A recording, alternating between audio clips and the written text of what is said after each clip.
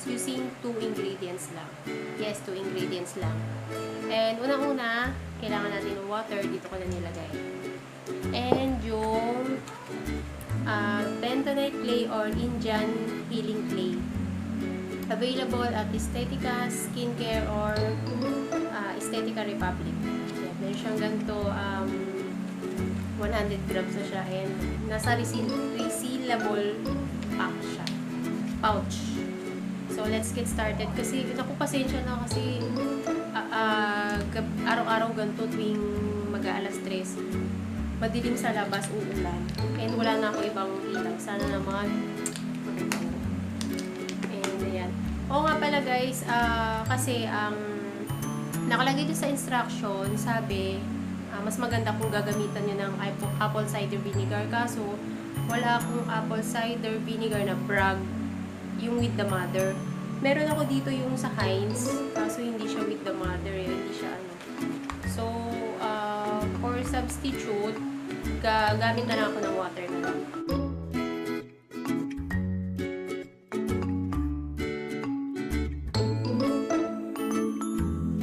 So, umpisa na tayo. And, nga pala, mixing bowl nyo, yung plastic, wag yung metal.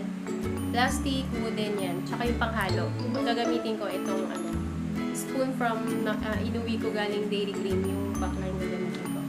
Okay, start na tayo. Equal part lang ng water and yung clay. Sa siguro 1 teaspoon ito. Wait, isa na natin. So, equal part lang tayo. Ganito, 1 teaspoon. Okay na kaya yan. Gawin ko ng 2 teaspoon. 2 teaspoon, equal part. Or hanggang sa maging paste-like, smooth paste yung mixture nyo.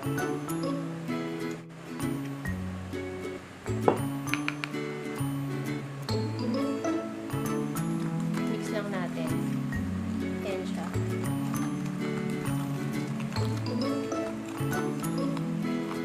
So, kung sa tingin nyo kulang pa yung clay or yung water, dagdagan nyo lang.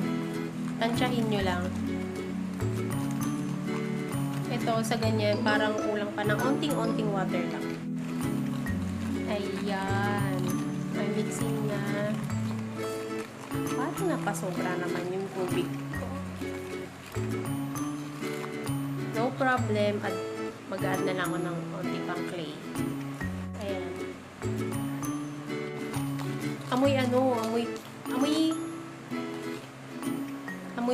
Mud. Amoy putik, ganun. And, ayan na. Sa tingin ko, okay na yung ganyan. Parang paste na siya. Ayan. So, apply natin sa face natin. Avoid lang natin yung yung eye area. Oh. So smooth. Apply na natin. And, gamit ako ng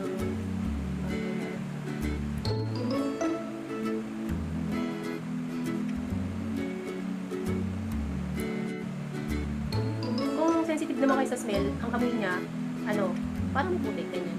Pero mild lang, din naman yung putik na amoy talaga. Ayan. Pag hindi siya matuyo sa face, ay umulan na. And ang lamig niya sa face. Mas maganda siguro kung yung apple cider vinegar, yung with the mother, yung Bragg, nilalagay nyo. Okay, apply nyo lang agad kasi madali siyang matuyo. Ang dami ko na ito na to. Ayan, leave ko lang ng mga 15 minutes. Mafe-feel nyo pagka nilagay nyo na sa face nyo, nagta-tight siya na parang binabanat yung face nyo. Then, natural lang siya. Wala naman siya masyadong amoy. Mild lang naman yung amoy putik niya, pero parang social na putik ang amoy. Social. Pasensya na, umuulan na. Bad timing naman yung weather. Hello, ayan. Wash ko na siya ng warm water lang. And for delicate skin or kung sensitive skin nyo, leave nyo lang ng 5 minutes. Pero kung normal skin naman, leave nyo siya ng 15 to 20 minutes. Oh, yan. And ang feeling is yung parang na siya, matigas na siya, parang ayan, tight yung pakiramdam ko sa face. Ayan. Ayan, wawash ko na with warm water and I'll be back. Ayan guys, nahugasan ko na. Hinawakan ko na lang yung phone ko kasi madilim pagka dito sa dito sa iPhone, sa cellphone holder. Nawakan ko na lang and ayan. Bet ko yung effect niya, ang ganda. Nag-tight yung pores ko. Hindi weekly or twice a week. Ayan siya, oh, ang lambot and ang ganda. No need to use soap pala or facial wash pagka babanlawan nyo na ng warm na tubig. Ang dali lang niya banlawan. And yun nga lang, syempre, messy dun sa lababo kasi ako nagwash eh. Medyo messy lang kasi parang yung putik na nabasa. Yung gano'n.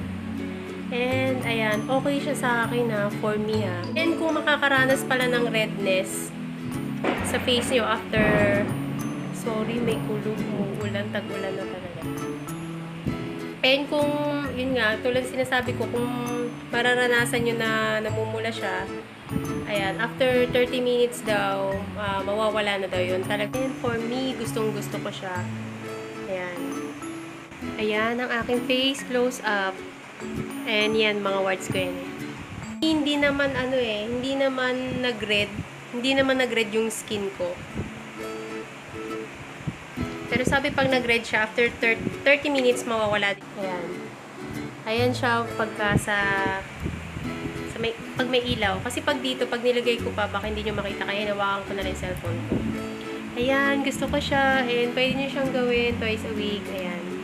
Medyo banat ang aking face. Malambot. And ayan, medyo shiny. Effect, galore, churba. Ayan. Gusto ko siya. I like it. Available to, of course, sa Estetica Skincare or Estetica Republic. And lalagay ko yung link niya sa baba. Mura lang siya. Ayan.